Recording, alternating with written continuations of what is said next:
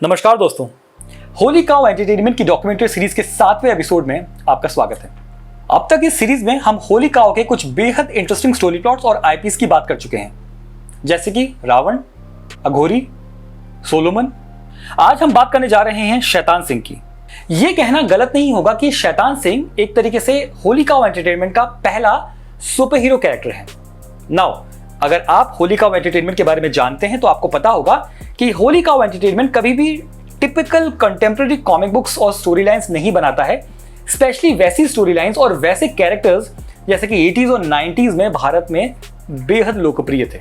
तो फिर जाहिर सी बात है कि शैतान सिंह की स्टोरी और शैतान सिंह इन हिमसेल्फ कुछ हटके होने वाला है, isn't it?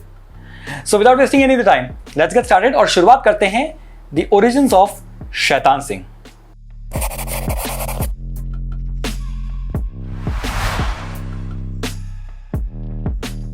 तो फिर आइए सबसे पहले बात करते हैं इसकी स्टोरी लाइन की। आखिर शैतान सिंह की शुरुआत हुई कैसे? इस कहानी की शुरुआत होती है पाकिस्तान में स्थित अस्तोला आइलैंड से, जहां पहुंचते हैं ब्लैक ऑप्स यूनिट के सोल्जर्स। इन सोल्जर्स का मकसद था टेररिस्ट को खोजना, लेकिन जो इनको मिलता है वो उनकी कल्पना से भी ज्यादा हैरत अंगेज था। शुरुआत में तो ये एक निर्जन आइलैंड लगता है, लेकिन जैसे जैसे कहानी आगे बढ़ती है, जैसे जैसे कैरेक्टर्स का इंट्रोडक्शन मिलता जाता है, कहानी अपने आप में बेहद इंटरेस्टिंग और थ्रिलिंग होती चली जाती है। ये सोल्जर्स खोज निकालते हैं एक एंशिएंट हिंदू टेंपल जो कि मां काली को समर्पित था। उसके बाद शुरू होती है कुछ अजीब घटनाएं। उस मंदिर के अंदर उनका सामना होता है कुछ खौफनाक मॉन्स्टर्स से।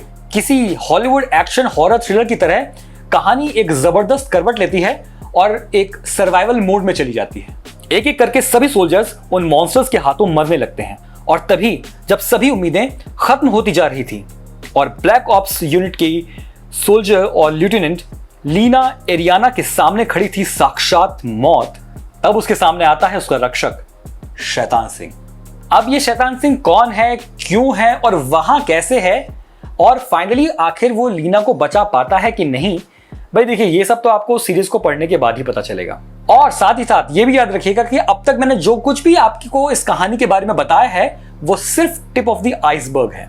शैतान सिंह की इस ओरिजिन स्टोरी का नाम टॉय सोल्जर्स है, जो कि 4 पार्ट्स में बनाई गई है। शैतान सिंह की ओरिजिन कहानी एक कलेक्टर्स एडिशन के रूप में भी मौजूद है, और मेरे पास right from the very beginning इसके जो फर्स्ट पेपरबैक प्रिंट्स आए थे वो मौजूद हैं। मेरे पास इसके चारों पार्ट्स के आपको पेपरबैक्स मिल जाएंगे। इसको लिखा है अनिरुद्ध सिंह ने और इलस्ट्रेशंस करी हैं गौरव श्रीवास्तव ने। ये कंप्लीट कहानी एक डार्कर टोन में दिखाई गई है, जो कि ऑब्वियस भी है बिकॉज ये सारी की सारी कहानी उस एंशिएंट हिंदू टेंपल के अंडरग्राउंड बेसमेंट में हो रही है। इस कहानी में एक्शन और थ्रिल भरपूर है, बल्कि मैं तो कहूंगा कि दाद देनी पड़ेगी इसके राइटर की। जितनी खूबसूरती से इस कहानी को वर्ल्ड वॉर 2, नाजीज, हिटलर और स्वयं नेताजी सुभाष चंद्र बोस से जोड़ा गया है, वो अपने आप में वाकई में काबिल तारीफ है। अब इससे ज्यादा मैं कुछ भी नहीं बोलूंगा, क्योंकि ऑलरेडी मैंने कई ऐसे नाम ले लिए हैं जो कि स्पॉयलर्स का काम करेंगे अगर आपने ये कहानी नहीं पढ़ी है तो। लेकिन जैसे कि मैंने अभी थोड़ी देर पहले कहा था, अगर आपको लगे कि कहानी ओके इसी बारे में है कि सोल्जर्स हैं, वो एक आइलैंड पे गए, वहां उन्हें मॉन्स्टर्स मिले और वो लड़ रहे हैं, ये सिर्फ एक परत है, सिर्फ एक लेयर है। जैसे कि मैंने कहा था, it's just the tip of the iceberg.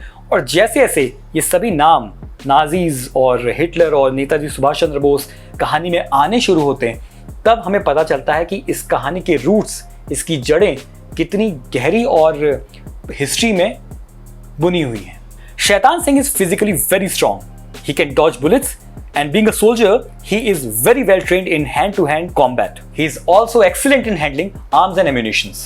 Holi cow entertainment universe में शैतान सिंह न केवल इन 4 पार्ट्स में, बल्कि इसके अलावा और भी कई ऐसे इश्यूज हैं और भी कई ऐसी कॉमिक बुक्स और ग्राफिक नॉवेल्स हैं जिसमें शैतान सिंह का इंट्रोडक्शन हो चुका है। वो अपने आप में एक वेल स्टैब्लिश्ड कैरेक्टर है। अपनी अभी तक की जर्नी में वह एक सुपरनैचुरल एंटिटीज, मॉन्स्टर्स वगैरह से लड़ चुका है। लेकिन स्पेशल बात यह है कि होली काउ के सभी characters right from the origin story इस तरह से प्लान किए गए हैं कि वे सभी शुरुआत से ही एक ही यूनिवर्स को बिलोंग करते हैं। मेरे कहने का मतलब यह है कि जिस तरीके से आप इस कहानी को पढ़ेंगे और इस कहानी के अलावा जैसे जैसे कहानी आगे बढ़ेगी, आप देखेंगे कि अलग अलग आईपीज, अलग अलग कैरेक्टर्स को एक साथ बांधा गया है। इस कहानी के बाद आगे चलकर कहानी आई थी, एक पूरी सीरीज आई थी ऑपरेशन डिके, जिसके लिए एक डेडिकेटेड रिव्यू वीडियो मैं ऑलरेडी कुछ साल पहले बना चुका हूं। So I won't be repeating all the stuff all over again.